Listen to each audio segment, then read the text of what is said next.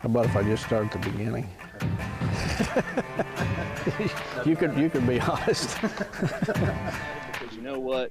They have the sweat equity that went into that memory that they're making with their friends and family. And that's what's important with us. And that's what the I Am Real World's about. Well, that's a great question. You know, one of the best things about a spring food plot is you get a second chance if it fails. Chasing Giants with Don Higgins. Brought to you by buyafarm.com, your source for farm, recreational properties, rural homes, and more. By tapping into Don's years of experience, dedication, and commitment, Chasing Giants focuses on the techniques, strategies, and dedication needed to harvest one of God's most amazing creations, world-class whitetails. Now, here is Don and co-host Terry Peer. Well, welcome everyone. August 1st, 2021. We got episode 76 of Chasing Giants, brought to you by buyafarm.com with Don Higgins on the line. How are you tonight? Good, Terry. We're exactly 2 months from opening day. Hey, I'm only 1 month away, buddy. Yeah, well, you live down there in the land of the Kentucky Wildcats, and Yep. you know, I haven't given you any crap yet about your Kentucky Wildcats coming up to Illini country and stealing our basketball assistant coaches. I wouldn't know. I haven't watched anything to do with Kentucky basketball since they all started taking a kneel. Hey, good for you. Yeah, I don't have anything to do with them. Don't watch them. We were talking about that. We had a neighborhood cookout last night, and all of us just kind of shrugged our heads, and none of us know what's going on. We used to always watch the NBA draft to see when the players were drafted, and none of us could care less anymore. We're done with them. Yeah. Good deal. So, I'm that way with professional sports. I still follow college basketball a little bit, but I'm teetering on the edge with you. If they start doing what our team did down here, I'm sure you'll be giving up on them too. Oh, no doubt about it. I haven't seen it yet. If they do, I'm done. Well, we were together this week. We had a pretty interesting week. I came up to Illinois on Monday night, and we got to go visit our good friends at Lone Wolf and actually see our alphas being assembled. And you made quite an impression on a lot of people with that video saying the Chinese garbage. Well, you know, the Chinese have been ripping this country off for years, and the only thing they ever gave us was without something twice as valuable in return was COVID. So I think we owe them something. Yeah, that was funny. I don't know if you caught any crap on that for in social media, but I thought it was absolutely hilarious. The young feller that was assembling that stand was trying not to laugh, and there's a couple other guys sitting off to the side out of the frame that were rolling when you said that. So that was pretty funny. But it was good to catch up with Jeff, Caden, and Frank. We got to spend quite a bit of time with those guys, and we actually had another meeting while we were there. Lone Wolf let us use their conference room, and you know, the sponsor thing is a little hard to navigate sometimes, isn't it? Yeah, it is, and you know, it's a great feeling. You know, you're doing something right when the owners of a company jump on a jet and fly to your location just to meet you to pitch their product to you. And they tell you that you're the only ones in the whole hunting industry that they're approaching. They're not going to have a pro staff with their new product, but the one group that they do want on board with is the Chasing Giants group. And I bet they weren't expecting our response, though. What do you think? No, but I hope that it maintains a level of credibility. You know, they sat across the table, and the product is phenomenal. They brought us and showed us the product. I'm very intrigued, but they were not expecting us to pump the brakes and tell them that we didn't even want it for free to try this year.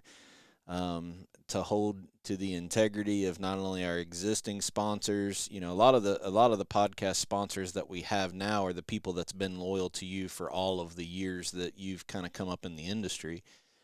But, you know, to still hold value to the guys that have really gone, you know, way out and helped us, like Chris Yates at Victory Chevrolet and 360 Hunting Blinds and the others.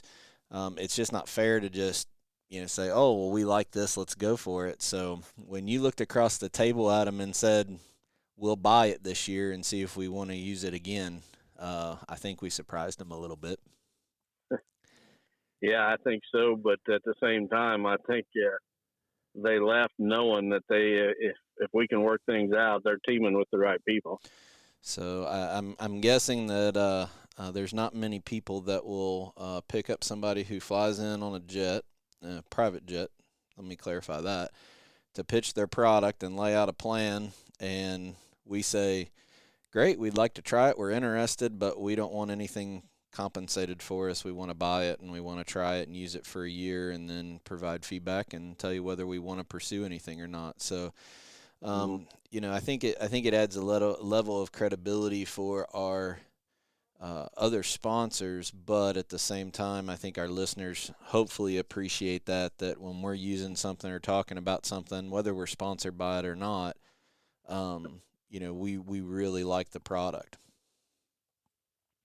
Well, our listeners have, entrusted us, and they believe what we say, and we've earned that trust. But at the same time, we know we can destroy it with one bad decision.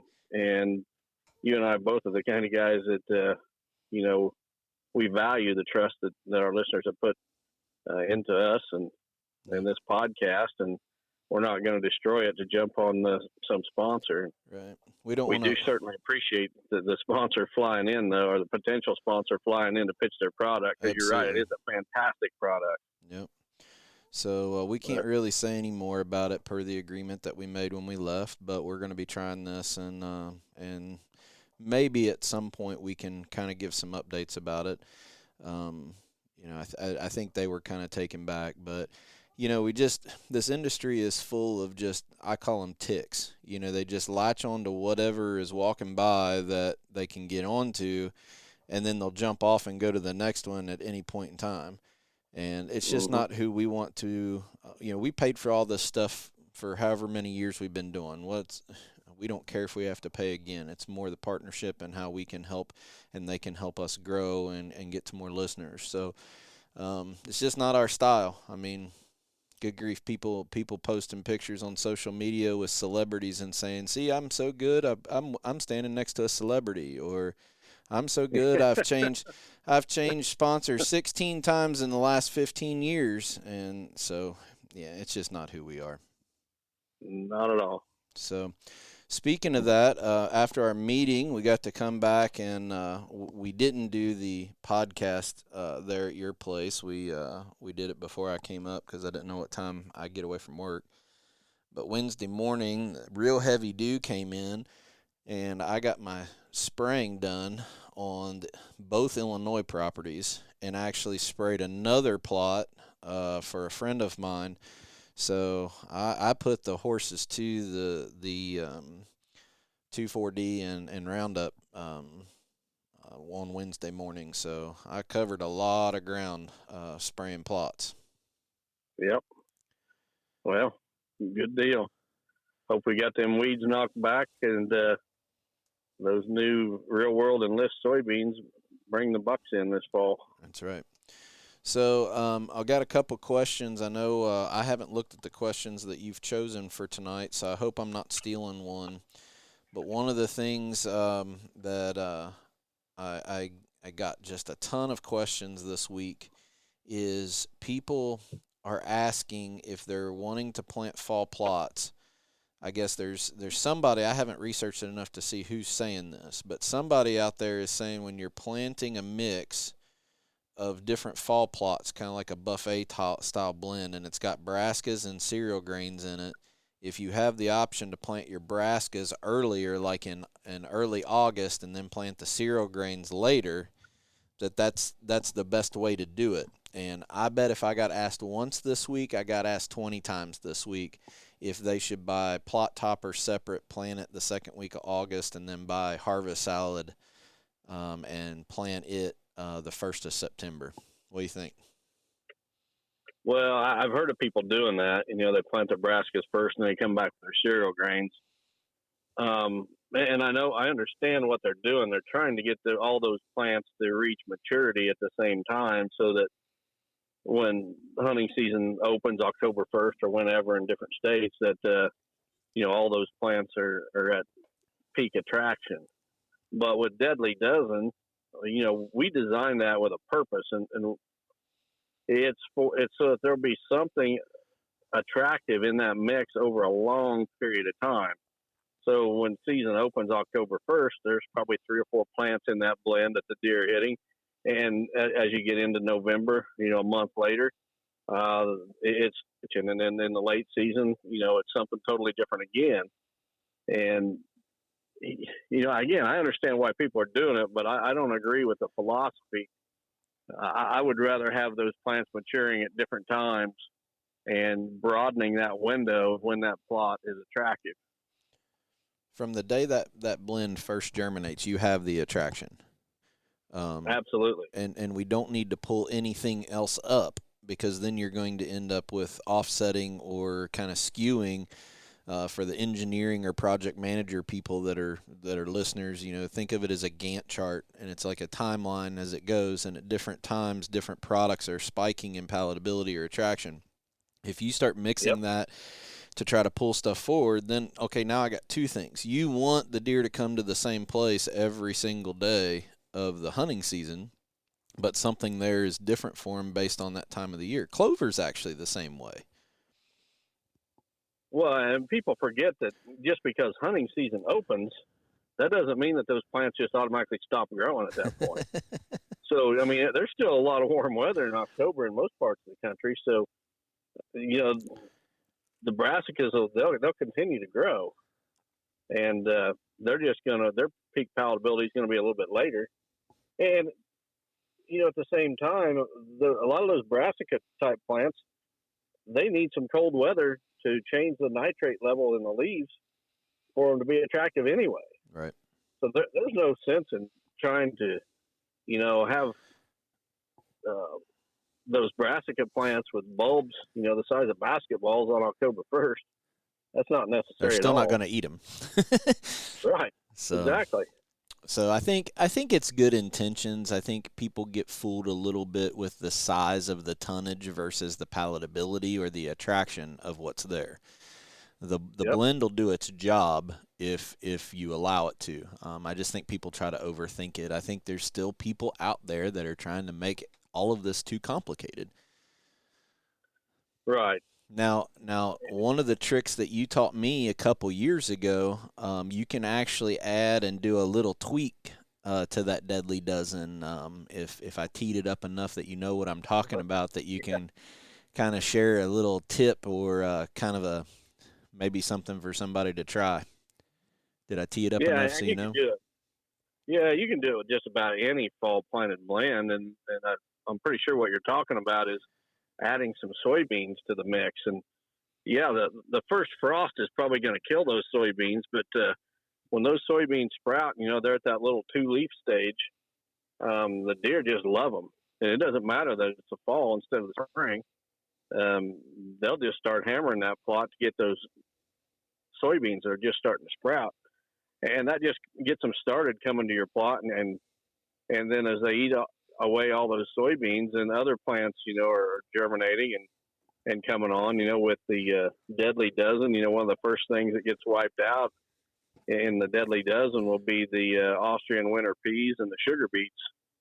So, right out of the gate, you've got 3 things there: the soybeans, if you add those, the Austrian winter peas, and the sugar beets, that really gets them hammering that plot. And then they just keep coming back, and as the season goes along, different plants become more palatable, and you just keep them hitting that same plot during the entire season. Yeah, and if somebody ever questioned our intentions with this podcast, they're really going to be baffled with the next statement is, we're in business to sell soybeans as one of our core products. You don't have to have Gen 2 or Roundup Ready or high oil soybeans to do this. You can find leftover ag beans, low germ beans.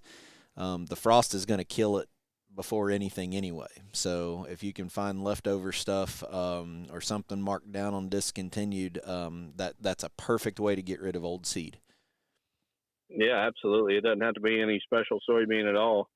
Just whatever you can get your hands on. So, and I was talking to Dwayne Hopkins this week, and he's just a wealth of knowledge. I'm sure he gets aggravated with me sending him messages and say, hey, how do I answer this one? But he's always been a big proponent of the plant by the weather, not the calendar. And everybody thinks a piece of advice is good for every farm across the country. And when we get to that 55 to 65 days before frost, that's really where we want to be putting that fall plot in, isn't it? Right. Yep. So, let's see. What else did we get done? We talked a little bit about cell cameras in the last podcast. And I'm hoping I did not offend quite a few people. I bet I had over 200 people the last 2 weeks that have contacted me about cell cameras. And to be quite honest, I'm not that techie, so I can't be the tech support for these these trail camera companies. I mean, people are calling me asking what settings to put their camera on and how I'm getting the pictures that I share on social media. It's like, guys, call customer service. That's part of the reason you buy a good quality camera is buying a product that's supported on the backside versus the garbage there's nobody there that says send an email. So I did pull the cards in all of these cell cameras, and there was some standard SD card cameras. I'm convinced that the cell cameras don't get all the pictures. I was surprised to see that what was sent to my app, I'm running 11 cell cameras in 2 states on 4 farms, 3 different brands. And basically if I had to put a percentage of it, I would say 90% of the pictures that came to my phone, it was 90% of what was on the SD card. I've come to the conclusion that you can buy the best camera in the world or the biggest piece of garbage, and if you put it somewhere that there's not decent service, you're going to be disappointed. Yeah, for sure. I'll tell you what, I bought 12 new, we don't have a camera sponsor, so we can say whatever we want. And it wasn't a camera sponsor that we met with this week. No, it wasn't. But, I bought 12 new Reconic cell cameras earlier this summer, and I had one Exodus cell cam that I bought new last year, and I don't know if it's the whole cell technology or what, but I'll tell you what, I've been pretty disappointed in the Reconic cell camera, and it might just be the signal, as you say, Terry, but yep. Yeah, I would think I've got a bunch of them out. At least some of them has got a good signal. Right. So, but here's the thing: everybody wants to do 2 things. They want to put a standard SD card camera right beside their, or right on the same tree as their cell cam to say, okay, well, I'm testing it to see how many pictures I'm missing on the cell camera versus a standard camera. The problem with that is when you stack cameras on top of each other on the same pole, the infrared flash actually interferes with each other. So I'm not smart enough to know. I don't remember. Exodus did a really good blog on that and the infrared technology, but basically the infrared flash on one will false trigger or get the timing of the photo and the aperture and the photo lens out of whack. So you might get the picture, but you're like, oh, why is this always blurry or something like that? So you really, to do a good test, that's the thing I learned last year, you can't just stack cameras. And then the other thing is people say, well, if I got it on the SD card, that's fine. Well, why pay the extra money for the cell service and if you have to go check the stupid card anyway? So what I think ends up happening, the customer service at the three companies that I have, Reconyx, Exodus, and WiseEye, are really good. If you know each one kind of is, you have to contact them a different way, but if you do that, they all work. For example, one of the cameras, I had them check the the upload speed per picture. So I had a couple cameras that were averaging like 1 minute and 30 seconds to upload a picture. And that was their data, not mine, because of poor service. So so that camera is basically inactive for 1:45, 1:20 that it's trying to send that picture and get confirmation that it went through. Just like a text message. When you send a text message from your phone, that little blue bar goes across the top, right? And then at some point it might time out, and that means you didn't get that picture. But what did you miss? You know, if you got it trying to get a bachelor group or on a scrape, or it's the second buck back, what did you miss in a 1:30 as it walked by? Not to mention that I'm draining batteries constantly for that amount of time. So I apologize that I'm not going to be the techie guy that's going to answer 200 different messages on social media about my experience with it. I just tell people to listen to the podcast, and what we say is what I know. These companies, if you partner with a good one, have great customer support. And if you contact them and talk about it, there's not one company that I'm using that won't bend over backwards to help you. The guys at Exis, the guys at WiseEye, the guys at Reconyx, if you can, when you get a hold of them, explain your situation, and that's why I do business with them, is because they'll walk me through it. Good grief, I had an error message on one of the properties on my Exodus. I got those guys on the phone, they walked me through it, and before I left the farm, they actually remotely went in to make sure the camera's okay, so I didn't drive 4 hours away, and there was still a problem with the camera. So I guess I'm going to put, as of right now, I'm going to put cell cameras in the same category as scent elimination products. I think that they are pretty good comparison. Well, I think that they are a great tool that helps to some degree. But just like scent elimination products, if you rely on it and go hunt the wrong spot on the wrong wind, they're going to bust you. In the case of cell cameras, you can buy the best camera on the market, but at some point, that cellular background, that's not the camera's fault. It's the cellular people. You know, the AT&T and the Verizon, they're going to change something. That's why they have firmware that you have to upload.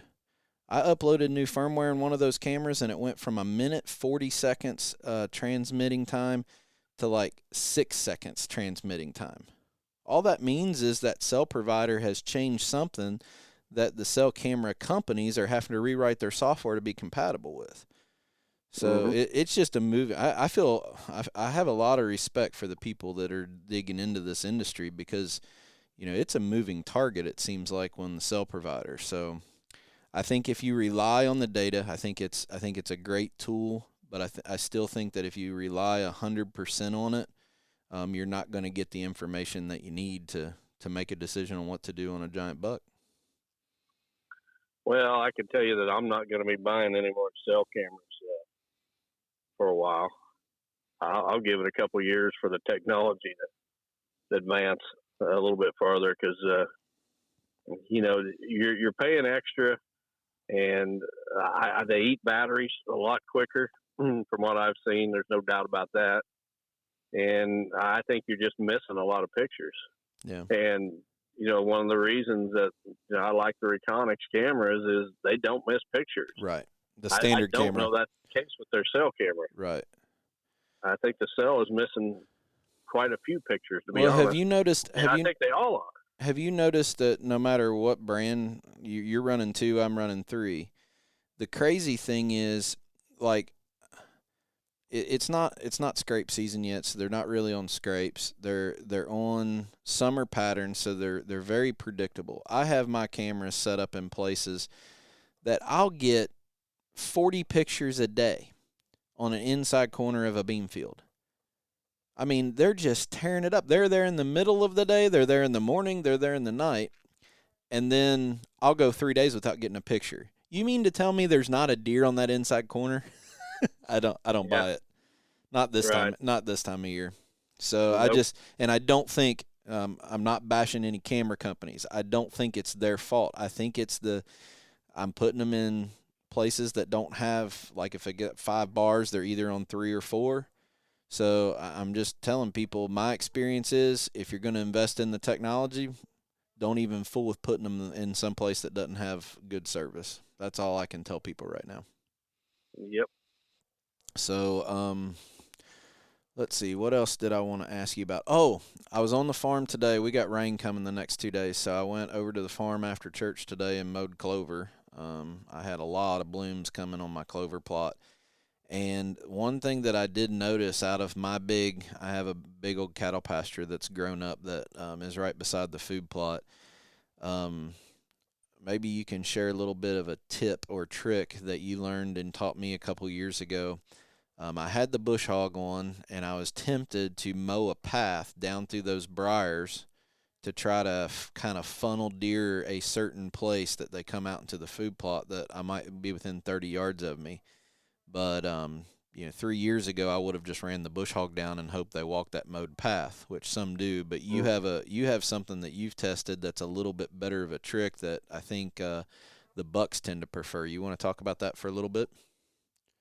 Yeah, it especially works good for mature bucks. Now, with does, younger bucks, and even some mature bucks, mowing a path is fine. They're going to follow it.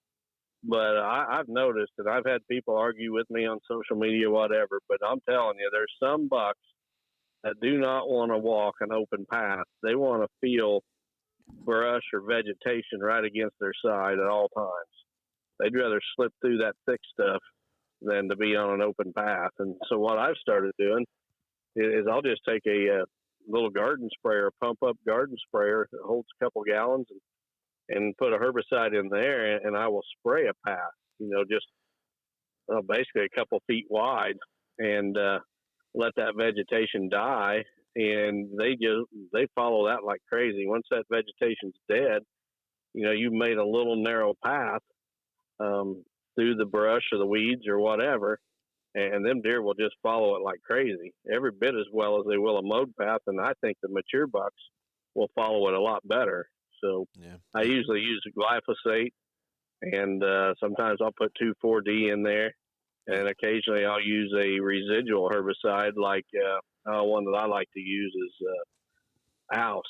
It's a OUST. It's a forestry herbicide used a lot on CRP plantings around seedlings and such, but it stays in the soil and it prevents the weeds from coming back. So you take a mixture of glyphosate and Oust, and you only got to spray one time, and it stays clean for the year.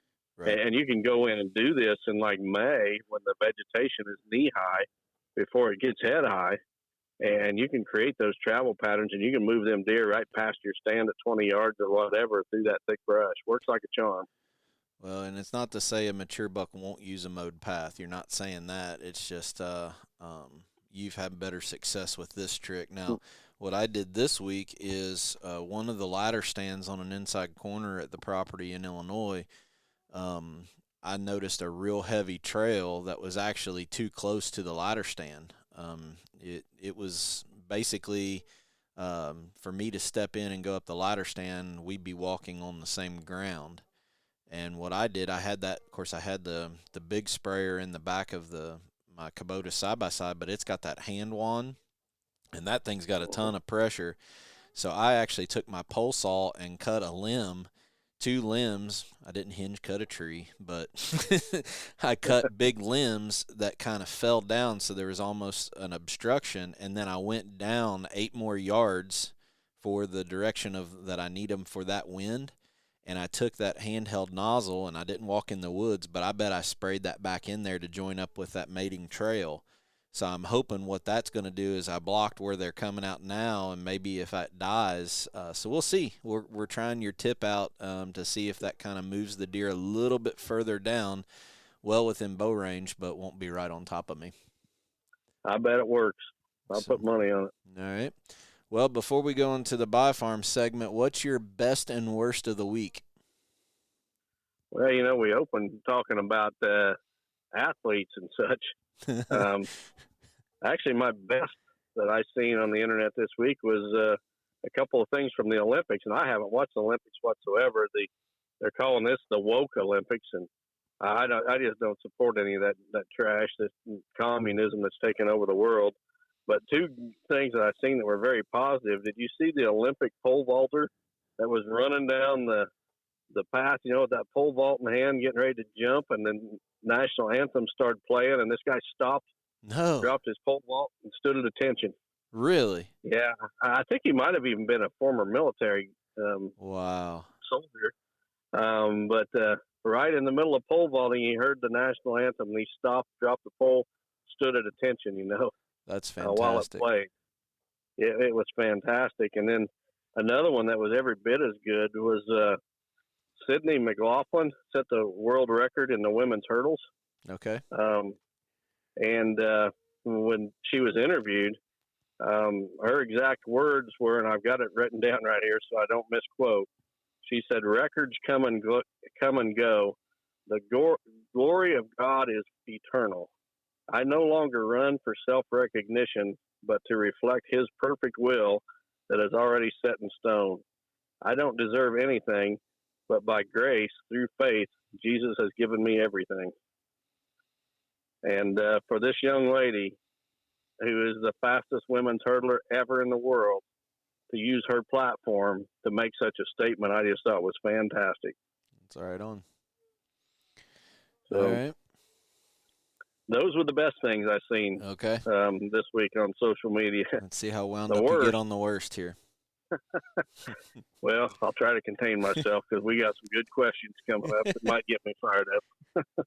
The worst thing I seen was that they're talking about returning some of these COVID mandates, like the mask mandate and all this ignorance that we went through about a year ago, shutting down schools and this and that. I see that they're trying to use this Delta variant of COVID to bring back the whole mask mandate and all that. And I'm just wondering how long the American people are going to allow such stupidity to continue. And, the government's out of control in my mind anyway. And the COVID thing is here. I mean, COVID is real. It's an illness. I don't think that it's any worse than the flu. I mean, I had COVID, so I'm speaking firsthand experience. The flu kills people every year, but I think it's more of a political disease than anything. And I'm just wondering how long the American people are going to continue to allow it to be used to destroy this country. There's definitely, I don't care what side you're on or whether you believe in vaccination or you don't, but if you don't see that there is a political agenda being used, and I'm going to say even from both sides. Oh yeah. I mean, we're not bashing Democrats here. These politicians on both sides are using anything they can to manipulate, falsehoods to where it gets people to support them. And it's just crazy that our country, and shame on us as American people for allowing it to get that way. I mean, good grief. It's when you put your dependence and your ability to even survive on someone else, you got bad things coming. I agree. So, all right. Well, before we move on to the buy farm, I appreciate the people that reached out and either checked on me or made fun of me about another trip to urgent care last night. So I do appreciate that. I had a small run-in with a mini sickle mower gas hedge trimmer. It was just a little stupid accident. Our friends Ann and Austin Razor came down for a cookout last night, and I'm hiring Austin. He owns that excavation company. He's coming in to put a French drain in my yard. And one bush on the side of my house is so big I wanted to cut it back so he could see what I was trying to deal with. And I went to tug on a branch and had the hedge trimmer in my left hand, and it broke loose, and I basically punched the side of the sickle bar on the gas hedge trimmer. So I got a nice little cut. I got a nice little cut on my knuckle. It's just in a place that wouldn't seal up without some stitches. So I promise everybody I'm okay. It doesn't hurt my And you're trigger. hard on yourself. It doesn't hurt my trigger finger. So I told my wife we've met our deductible for insurance for the year. I might as well get my money's worth. Well, It that's a hard way to do it. But could have been worse, but I appreciate everybody checking on me. So with that, why don't we move on to the buyfarm.com property of the week? Buyafarm.com is your source for farm, recreational properties, rural homes, and more. Now, here is Don Higgins with this week's featured property. okay, this week's featured property is an online auction for 78.48 surveyed acres in Jackson County, Illinois. Survey's been done. It's exactly 78.48 acres. This acreage includes a 2-acre lake, 36 acres of income-producing tillable land. The balance is wooded acreage with a small creek that goes through it. It's located just south of Ava, Illinois. It's in the Trico School District, and the property is near Kincaid Lake and the Shawnee National Forest. Taxes are only $438 a year on this 78.48 acre parcel. But here's the good thing, and here's the reason I picked this property for this week. This is an absolute auction. There's no reserve. So it's going to sell. Whatever it brings at this auction, it's selling. It's a great opportunity for someone that's looking for a Southern Illinois property to get a good one. With the 36 acres of tillable land, you got the opportunity for food plots there, and you probably sign it up for CRP at some point in the future. But if you're interested, you can go to the buyafarm.com website and look for the 78-acre Jackson County online auction. You can also contact agent Jamie Keller, and Jamie's phone number is 618-713-7677. All right. Those auctions that don't have a reserve on it, they can produce some deals. That's for sure. Yeah, it's definitely the way to go. I mean, a lot of these auctions, people are afraid to bid on them, and it's an opportunity to get a great deal. So, I mean, if I was in the market for property in that area, I'd be all over it. All right, fantastic. So why don't you give Jamie Keller's phone number one more time if somebody wants to grab a pen and learn more about this property or if they can visit the buyafarm.com website. But why don't you give Jamie's phone number one more time? Jamie Keller can be reached at 618-713-7677. All right, fantastic. So I know you probably have good questions. You've said that these might take a little bit longer, but do you mind if I say a real quick update about a Lester's Feet situation?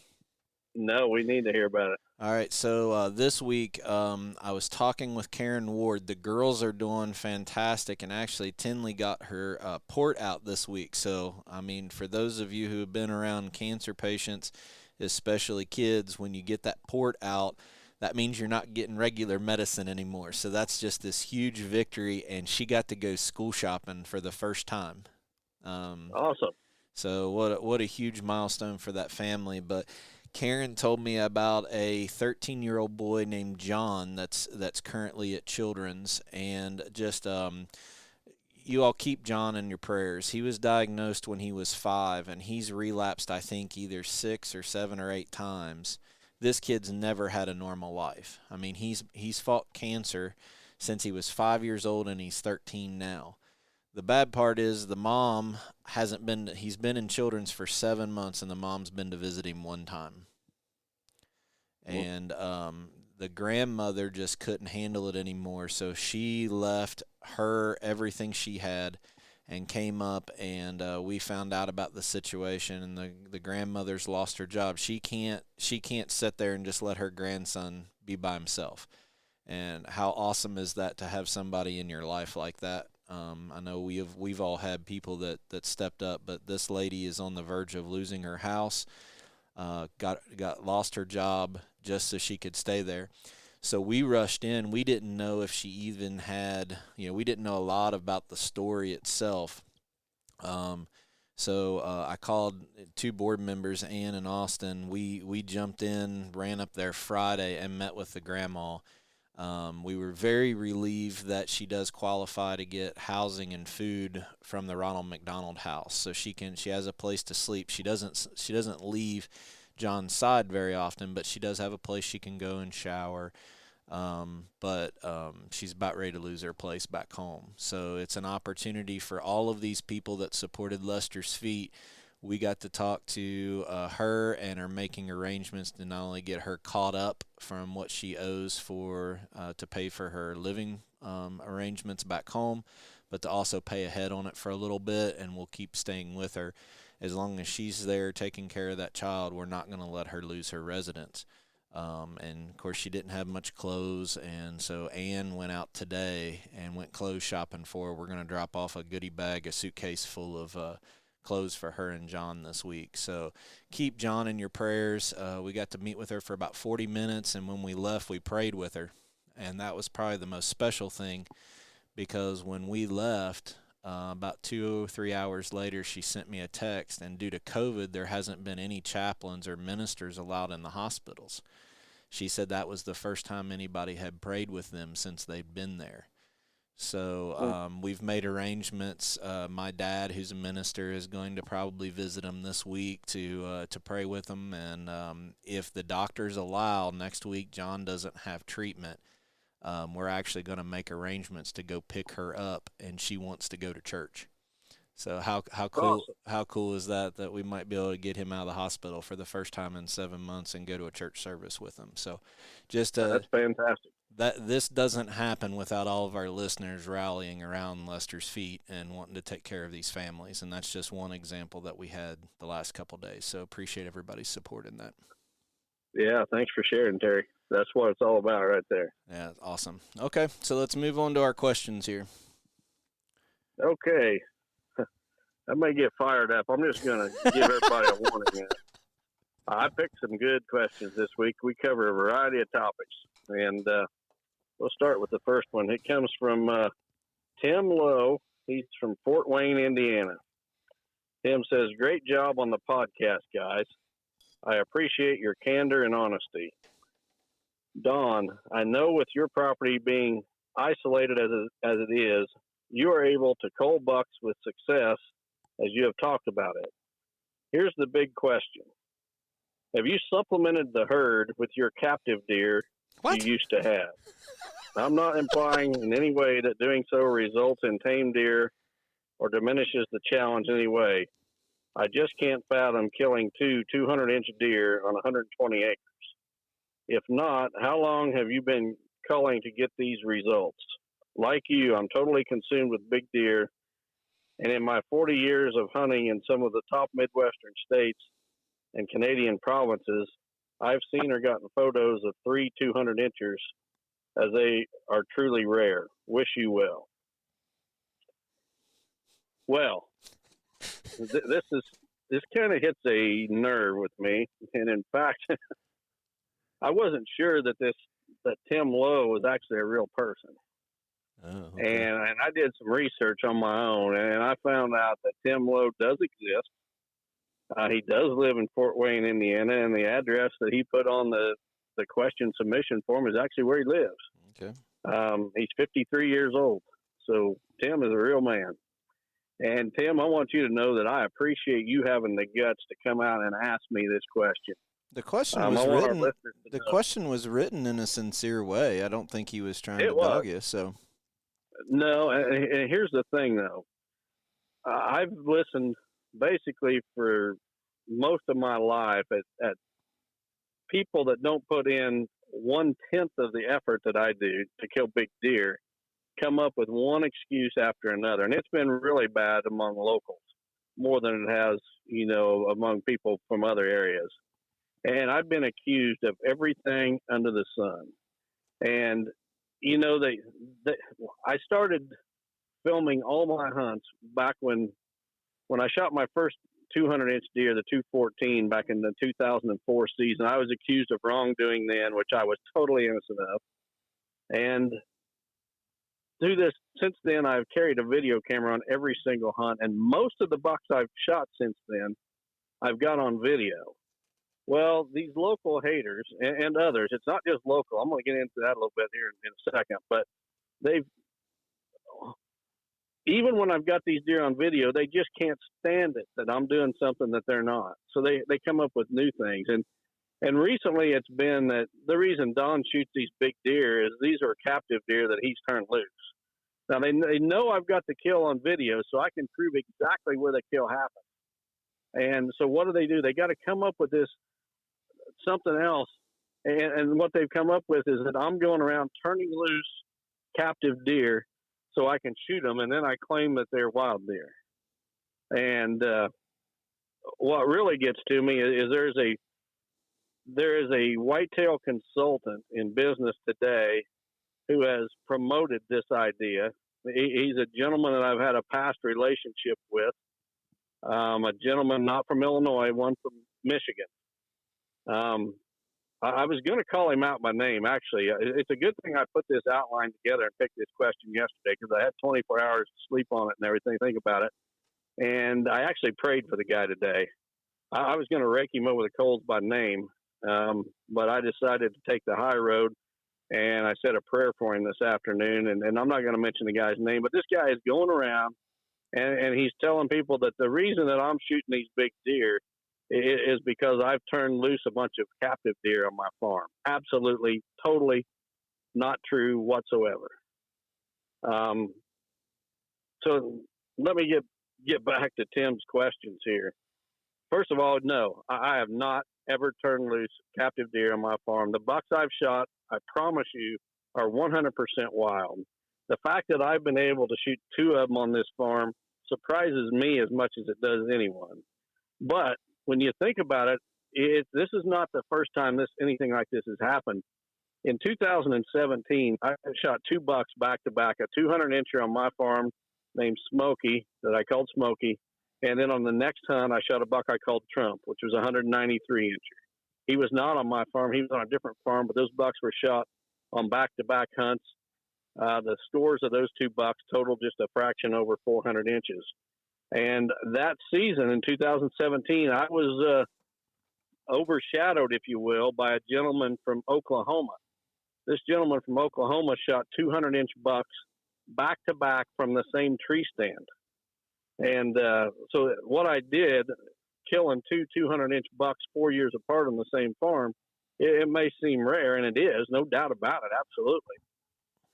But there's been other stories that are every bit as unbelievable. And the one from Oklahoma is one example. I know of farms in Iowa where there's been multiple 200-inchers killed the same season. So it's not out of the realm of possibility. I don't know that they were 200-inch deer, but they were way over Booner. Crumring killed 2 a couple years ago on back-to-back hunts in Illinois. Yep. So... Yeah, Adam Crummer, great hunter and he's not far from me. Killed 2 giants, and they weren't 200, but they were over Booner. Yeah, they were way over Booner. So, yeah. But what frosts me is that these haters got to come up with some reason that I'm doing it and they're not. And for somebody to say that I'm turning loose pinned deer and doing it just pisses me off, to be quite honest about it. Because that's not happening whatsoever. Let me ask you a question then. If that is the secret sauce to your success, why in the world would you get out of the captive deer market? Well, that's a good point. I haven't had captive deer for wouldn't you several have years now. If that's your way of doing it, you're that's implying that you're raising deer, turning them loose, raising deer, turning them loose. Well, you got out of the captive deer market. Are you just giving up and not going to hunt anymore tomorrow? That's put logic behind this, people. You got out of that business, and I'm going to put you on the spot here, and you might and for all of our listeners, he tells it like it is, but there's some things that we talk about that's in confidence. If you don't mind, and I don't mean to get you too off the topic, you've told me about the story of the last kind of captive buck that you delivered. and that was basically the last straw. Mm-hmm. And I think that defines you as who you are as an outdoorsman. This would be a perfect time to tell that story if you're willing to share that. If you don't want to share it, then we'll just move on. And you can finish how you were going to answer the question. But for people to understand who Don Higgins is, I think it's really, really cool to hear the story of what basically you said, I'm done. Yeah, I'm fine with sharing it. I mean, I'll tell the truth about everything. And, you know, I really appreciate when I found out Tim, who submitted this question, was a real person. I really respect it that he came right out and asked it. You know, most people would just talk crap behind my back and never have the guts to ask me. And I want all our listeners to know, you heard something about me, you want to know the truth? Throw it out there. I'll answer it. I'll tell you if it's true or not. And you know what? I don't claim to be perfect. I've made plenty of mistakes, and I might have to own up to something if you ask me the right question. But I'm telling you what, I don't shoot pinned deer in or out either side of the fence. That's for absolute certain. The story that you're talking about, Terry, I got into raising captive deer not to so much to make money at it or anything like that. I did it because I loved whitetails, and I just wanted to learn as much as I could about whitetails. And right out of the gate here, I want to say that I'm not going to get into the debate on captive deer, whether there should or shouldn't be. You know, it's a free world. I just think as long as you're honest about what you're doing, you know, have at it. But when I raising captive deer, you know, you've got deer that you got to sell every year. You can't keep every deer. So there's a market for those bucks. They go to shooter farms. And I delivered one buck one time and to a farm, and I hadn't got – I backed into the guy's big preserve, opened the gate of my trailer, the buck ran out, closed the gate, I drove away, and the guy that owned the ranch was in a blind with a hunter, and I hadn't got a mile down the road, and the guy texts me and tells me that the buck's already on the ground. That buck hadn't walked out of that trailer just a few minutes, and he got shot. And I was sick about it, absolutely sick about it.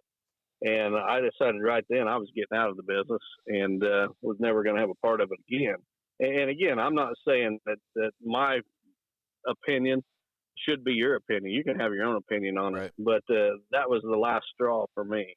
But that's the pivot point that you had that says whether somebody's going to do it or not, that's their business, but I'm separating myself away from this. Yeah, it's not me. It's just, and before anybody gets, you know, their hackles up and wants to come at me about anything, you know, it's like gun hunting. I don't personally want to gun hunt. It's just not me, but I don't give a crap if anybody else does. That's your business, not me. I'm not trying to say my way is the only way. You got to do it my way. I'm just saying it's not for me. So you do what makes you happy, and I'm fine with it. But I'll tell you what, I've been listening to this crap, and I don't get it firsthand, you know. I get it secondhand because nobody's got the guts to come up and accuse me face to face or even on an email or anything else. It's always secondhand. And I've been hearing since 2017 is when it really started, when I shot those two bucks back to back, that I was shooting pinned deer. I was turning loose pinned deer into the wild and shooting them. Total garbage. Absolutely a bunch of crap. Not true at all. So I need to go back and read Tim's question here a little bit because I think he had more questions than that. How long have you been culling to get these results? Well, Tim, I've been working on this farm for about 30 years now, and it's a very unique situation. It's kind of an isolated cover in a sea of ag. So I don't have woods that butts right up to me where, you know, other hunters are sitting my fence line or anything. And, you know, what happens at night, these deer leave my cover and then they go out into these ag fields that surround me to feed and whatever, chase does. And then by daylight, they're coming back to bed on my place. So they stay safe. You know, they get to live to older age classes. And what I've done is I've allowed the better bucks in each age class to live longer. I call out the clean 8-pointers and bucks that are never going to score real well when they're young. And the ones that have a lot of points and potential to be giants, I allow them to live till they are giants. And I'm telling you, it can't happen on every property. I've got a unique property where it can happen. And I've made the most of it. Now, I'll tell you right now, I killed those 200s on this place, one in 2017 and one in 2020. I may never do it again. I don't have a buck here today that I think is even going to make 180 ever in his life. So, I may never kill another 200 here. I got lucky a couple times, I guess, but part of it was by design, and was able to do it twice. I hope there's a third one day, but I just don't see a buck alive here today that's going to ever do that. Mm-hmm. And I think that's pretty much. Did you ever hear this? That pretty much answered. Did you ever hear the story about the old farmer that's donkey fell into the well? Well, I think so, but I forgot how it went. So this old farmer, he has his donkey and it falls into the well, and he tries to get it out and can't do it himself, and he gets mad and frustrated and makes excuses and how he can't get the donkey out of the well. So he just pouts about it and decides he's just going to fill the well in and kill the donkey because he can't get it out. So he backs the truck up and starts shoveling into the well, shovel loads of dirt. And every time he throws a shovel in, he's just too big of a coward to look down at the donkey because of what he's doing, right? He's giving up. He's making excuses. And that donkey, it sneezes, the dirt's hitting him in the face, and donkey's getting mad because dirt's flying in on its head, right? So farmer just keeps getting mad, but he doesn't have the courage to go over and look. And what that donkey's doing is every time that shovel full of dirt hits him in the head, he gets mad and stomps it. Well, what this farmer didn't realize is every time he's shoveling to fill the dirt in, that donkey keeps stepping on it and keeps rising above it till it gets to the point the donkey jumps out. So these people that are talking like this, they're either going to be the coward farmer who's making excuses on why they can't and not being appreciative of the hard work that people's put in for 30 years, or you're going to be the donkey and just get pissed off at dirt hitting you in the face and stomping it down till finally you get yourself what you want, and that's out of the well. So that's my story for today. Yep. Well, great analogy. And yesterday I was ready to back a concrete truck up to the well and just start pouring it in. But especially because just this week also, I had a gentleman from Ohio tell me that this particular whitetail consultant from Michigan had said the same thing, that I shoot my deer. My deer are really captive deer that I've turned loose on my farm. And the guy that said it, or the consultant that said it, I've got a little bit of history with the guy. Yeah. And I was ready to fly down to, or bring myself down to his level yesterday, but luckily I had 24 hours to think about it. I'm not going to go there with him. If that's how he has to operate his business, by making false accusations against the competition, that's on him. But I can assure everyone listening, I do not shoot pen deer either side of the pen. I don't turn them loose. And if any of you have any questions, you've ever heard anything about me that you want answered, you send it in. I'm not afraid to answer them. Just dumb logic. You wouldn't have gotten out of the business if this was your secret sauce. It's as simple as that. I mean, come on. Well, you make your living in this industry in one shape or another with your different business ventures for the outdoor industry. You wouldn't just give up. If this is the way you were doing what you've done, you wouldn't get out of what you were doing that made you there. So anyway, all right, what's your second question tonight? We better move on. Yep.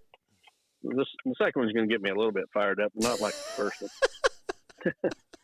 The next question comes from Delmer Bontrager from Ligonier, Indiana.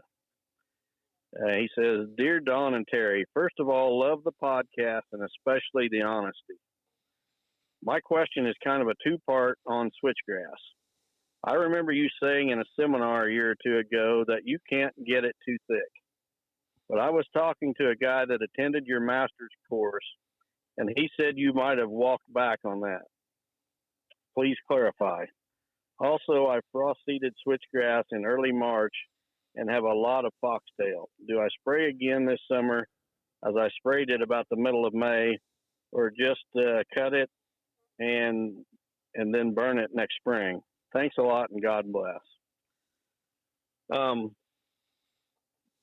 Delmer, I'm not sure who you talked to that was at the master class, but there was a gentleman at one class who said that he had a stand of switchgrass that was so thick the deer did not use it.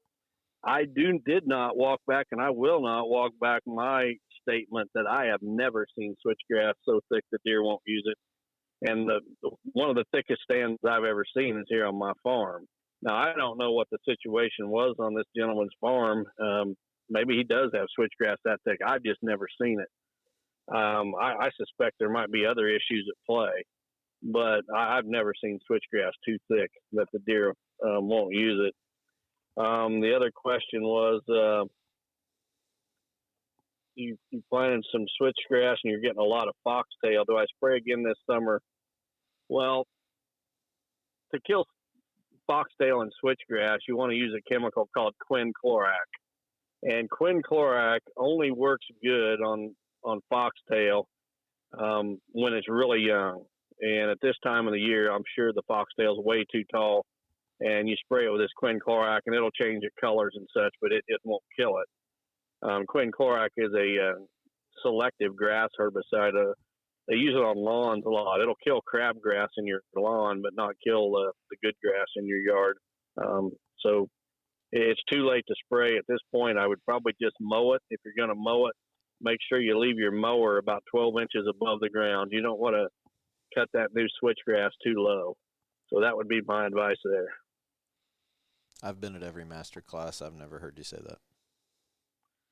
Yeah, but you know how rumors get started. But I do sleep in the back sometimes, so I can't promise that wasn't said then. So. Yeah, I know exactly what he's talking about. There was one gentleman that said that he had a stand on his farm that was too thick, and I'm not saying he doesn't because I've never been there. Maybe he does.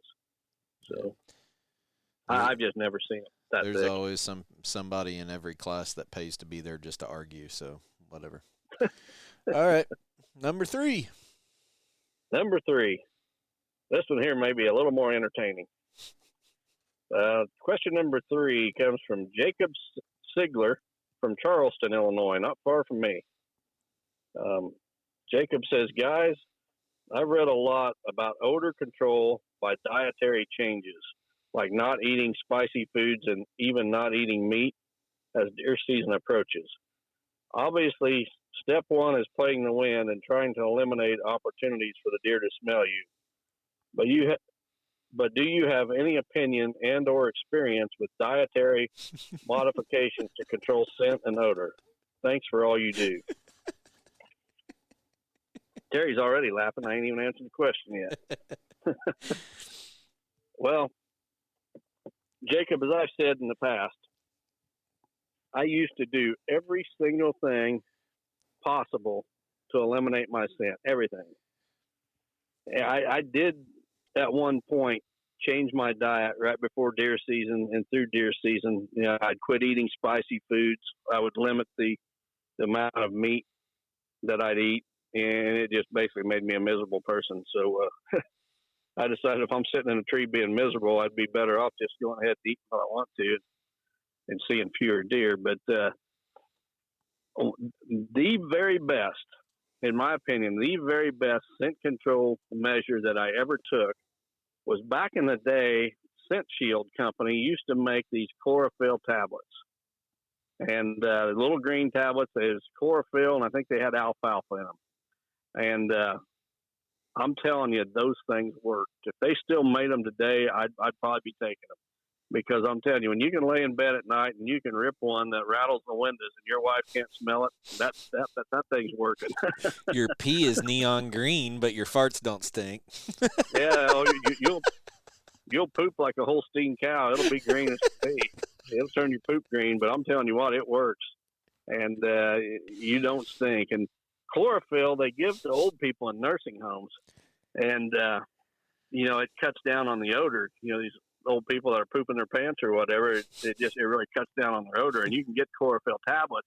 And I've tried different brands over the years. I don't do it anymore, but back when I was going through all these different scent control measures, I tried different brands of chlorophyll, and I never found any that worked near as good as those ones that Scent Shield used to sell. And I don't know why they ever quit doing it, but those babies were the real deal. If you don't believe it, just ask my wife. I don't know how many wives listen to our podcast, but they're probably searching Amazon right now so they can spike their husband's chili next week with chlorophyll tablets so they don't give them Dutch ovens when they go to bed at night. The only thing I've ever seen you do changing your diet is try to eat stuff that don't have a code brown at 9 a.m. and you have to give a quick walk back to the truck. Yeah, that's about it. I try not to eat chili the night before a hunt or tacos or something like that. Oh my goodness. Well, we ended up that one in the gutter, so. Well, we covered some different topics in this week's questions, but I want everybody to know, I want to stress this again. If you hear something about me, you want to know if it's true, don't just spread the rumor and ask your buddy. Ask me personally. I'll tell you. Yeah. Like I said, I don't claim to be perfect. I've done a lot of stupid things in my life, but turning loose pen deer is not one of them. You might have green poop, but you don't hunt pen deer. That's right. All right. Not anymore, but. Well, what do you got planned for this week? Well, I got the grandson staying with us this week, so I think we're going to take him fishing out on the boat one day. And when was the last time you went fishing? I don't know, probably. This will be the first time I went fishing since my youngest daughter was about 3 years old, and she's 30. All right. So it's been at least 25 years since I've been fishing, and I bought my fishing license the other day. Even bought a new rod and reel. I haven't even strung it up or nothing yet. But those two grandsons of yours will be teaching you how to fish.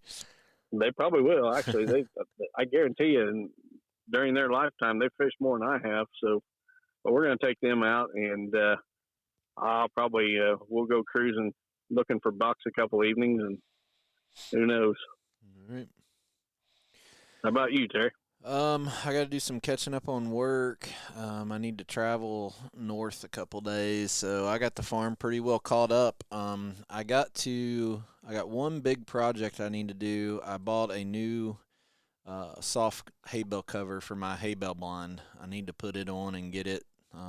They're getting ready to mow the hay on the farm, so usually I have that ready when they start rolling round bales. I'll take that hay bale blind out and put it on the alfalfa plot.